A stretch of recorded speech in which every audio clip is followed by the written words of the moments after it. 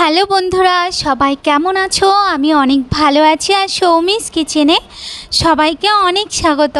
আজকে আমি আপনাদের সাথে দারুণ একটা মিষ্টির রেসিপি শেয়ার করব। তো আজকে আমার রেসিপি হলো পাকা তালের গোলাপ জাম। তো আশা করছি আপনাদের আজকের আমার এই রেসিপিটা খুব ভালো লাগবে। তো দেখুন পাকা তালের গোলাপ জামগুলো কত সুন্দর হয়েছে। আর দেখুন এরকমভাবে একবার মিষ্টি যদি বানিয়ে দেখেন না, খেতে কিন্তু দারুণ টেস্টি। তো চলুন এই পাকা তালের গোলাপ জাম বানানোর জন্য আমাদের কী লাগছে দেখে নিই। তো প্রথমে আমি এখানে গ্যাসের উপরে একটা প্যান বসিয়ে দিয়ে এরপরে আমি একটা বাটি মেপে 1.5 বাটি জল দিয়ে দিয়েছি। তারপরে আমি ওর মধ্যে দিয়ে দিয়েছি সামান্য পরিমাণ লবণ।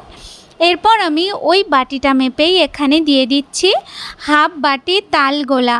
তালটা দিয়ে তারপরে আমি ওর মধ্যে দিয়ে দিচ্ছি 1 চামচের মতন, এখানে 1 থেকে 1.5 চামচের মতন আমি এখানে একটু চিনি দিয়ে দিয়েছি। চিনিটা দিয়ে তারপরে আমি ভালো করে একটু নাড়িয়ে চাড়িয়ে তালটাকে আমি ফুটিয়ে নেব।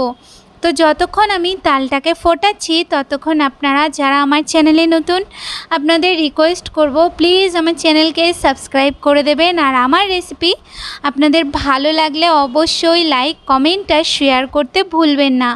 আর যেসব পুরনো বন্ধুরা রয়েছেন তারা যে আমাকে সবসময় এত ভালোবাসা দিচ্ছেন, তাদের জন্য অনেক অনেক অনেক ধন্যবাদ এইভাবে আমার পাশে থাকার জন্য।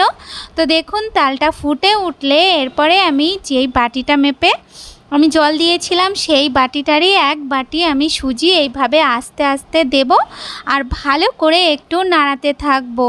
এরপর আমি ভালো করে নাড়িয়ে নিয়ে এই সুজিটাকে একটু নরম নরম করে একটু রান্না করে নিতে হবে। তো এই যে দেখুন ঠিক এইভাবে নাড়াতে থাকবেন, তাহলে আস্তে আস্তে সুজিটা একটু হতে থাকবে। এই যে আমার সুজিটা হয়ে গেছে। এরপর আমি সুজিটাকে একটা আলাদা পাত্রের মধ্যে নামিয়ে নেব। সুজিটাকে নামিয়ে নিয়ে এরপর আমি ওর মধ্যে দিয়ে দিচ্ছি বড় চামচের 1 চামচ একটু ময়দা। আর এখানে আমি দিয়ে দিচ্ছি সামান্য পরিমাণ একটু বেকিং পাউডার। বেকিং পাউডারটা দিয়ে এরপর আমি ভালো করে সুজিটাকে একটু মাখিয়ে নেব। তো এখানে সুজিটা মাখাতে গিয়ে দেখি সুজিটা প্রচুর গরম ছিল। তো তার জন্য আমি এখানে একটা খুন্তি দিয়ে ভালো করে একটু সুজিটাকে নাড়িয়ে নাড়িয়ে এই সব কিছুর সাথে ভালো করে একটু মাখিয়ে নিতে হবে, যেন একদম নরম হয়ে যায়। যেমনভাবে আমরা আটা মাখি না, ঠিক তেমনভাবে ভালো করে মাখিয়ে নিতে হবে। এই যে দেখুন আমার মাখানো হয়ে গেলে এরপরে আমি ওর মধ্যে দিয়ে দেব সামান্য একটু ঘি। এখানে আমি 1 চামচের মতন একটু ঘিটা দিয়েছি। ঘিটা দিয়ে তারপরে আমি আবার একটু ভালো করে একটু মাখিয়ে নেব। তো দেখুন আমার মাখানো হয়ে গেলে এরপরে আমি হাতের মধ্যে সামান্য একটু ঘি লাগিয়ে নিয়ে তারপরে আমি সামান্য একটু সুজি নিয়ে নেব। তারপরে সুজিটা নিয়ে হাতের মধ্যে এইভাবে পাকিয়ে পাকিয়ে একটা গোল বলের মতন বানিয়ে নিতে হবে। এই যে দেখুন ঠিক এইভাবে। তো দেখুন এইভাবেই আমি আর যে সবগুলো রয়েছে সেই সবগুলোকে আমি বানিয়ে নেব। এই যে দেখুন আমার সবগুলো বানানো হয়ে গেছে। আর দেখুন কতগুলো হয়েছে, আর দেখতেও কিন্তু খুব সুন্দর হয়েছে। এরপরে আমি গ্যাসের উপরে একটা প্যান বসিয়ে দিয়েছি আর তার মধ্যে আমি দিয়ে দিয়েছি তেল।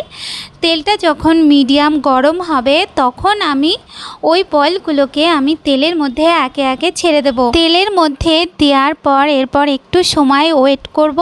ওয়েট করে তারপরে এইভাবে ভালো করে নাড়িয়ে নাড়িয়ে তারপরে এইগুলোকে হালকা লাল লাল কালার হওয়া পর্যন্ত ভালো করে ভেজে নিতে হবে।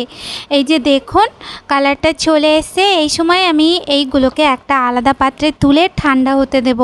আর যতক্ষণ এটা ঠান্ডা হচ্ছে ততক্ষণ আমি শিরা বানিয়ে নেব। তো শিরা বানানোর জন্য আমি একটা বড় বাটির 1 বাটি প্রথমে চিনি দিয়ে দিয়েছি।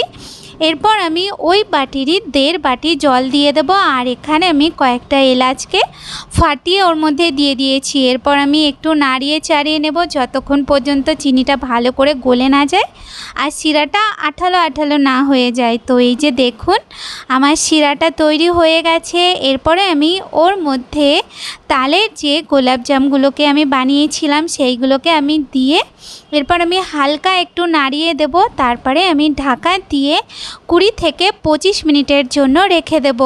তো এই যে দেখুন 20-25 মিনিট পর আমাদের পাকা তালের গোলাপ জাম একদম রেডি। আর দেখুন দেখতে কতটা সুন্দর হয়েছে আর খেতে কিন্তু অসাধারণ। তো আপনারা অবশ্যই বাড়িতে যদি না বানিয়ে থাকেন তাহলে অবশ্যই একদিন বানিয়ে দেখবেন, আর সবার কিন্তু খুব ভালো লাগবে।